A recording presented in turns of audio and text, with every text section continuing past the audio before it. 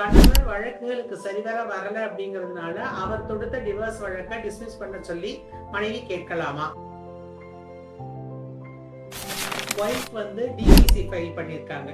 கணவர் வந்து ஒரு ஹியரிங்க்கு கூட வரவே இல்லை. இது வரைக்கும் 3 ஹியரிங் போயிருக்கு, ஒரு ஹியரிங்க்கு வரல. கணவர் வந்து ஆன்டிசிபேட்டரி பெயில் வந்து அப்ளை பண்ணிருக்காரு, அதுவும் ரிஜெக்ட் ஆயிடுச்சு. அது இல்லாம மனைவி வந்து டிவோர்ஸ் வழக்கு தாக்கல் செஞ்சிருக்காங்க, கணவர் மீடியேஷனுக்கு வரல. ஸோ நம்ம இந்த மாதிரி இருக்கும் பொழுது கணவர் தாக்கல் செய்த அந்த டிவோர்ஸ் வழக்கை டிஸ்மிஸ் பண்ண சொல்லலாமா? அந்த மாதிரி நம்மளால கேட்க முடியாது. கணவர் வந்து ஹியரிங்க்கு வரல, ஆன்டிசிபேட்டரி பெயில் ரிஜெக்ட் ஆயிடுச்சு, டிவோர்ஸ் வழக்குல மீடியேஷனுக்கு வரல, இது எல்லாவற்றையும் சொல்லி கணவர் தொடுத்த அந்த டிவோர்ஸ் வழக்கை நம்மளால டிஸ்மிஸ் பண்ண சொல்ல முடியாது. அந்த வழக்கு டிஸ்மிஸ் ஆகணும் அப்படின்னு சொன்னா கணவர் வந்து சில அலிகேஷன் சொல்லியிருப்பாரு இல்லையா, அந்த அலிகேஷன்ஸ் எல்லாமே சரிவர நீதிமன்றத்திற்கு அவர் வந்து தகுந்த சாட்சியங்களோட நிரூபிக்காவிட்டால் பை டிஃபால்ட் அந்த வழக்கு வந்து டிஸ்மிஸ் ஆயிடும். ஆனா அவர் ஹியரிங்க்கு வரல, ஆன்டிசிபேட்டரி பெயில் ரிஜெக்ட் ஆயிடுச்சு, மீடியேஷனுக்கு வரல அப்படிங்கிற காரணத்தை சொல்லி அவர் தொடுத்த டிவோர்ஸ் வழக்கை நம்மளால டிஸ்மிஸ் பண்ண சொல்லி கேட்க முடியாது. Dear law students and budding advocates, உங்களுக்கு இதுல ஏதாவது சந்தேகம் இருந்ததுன்னா தாராளமா என்னை தொடர்பு கொண்டு கேளுங்க.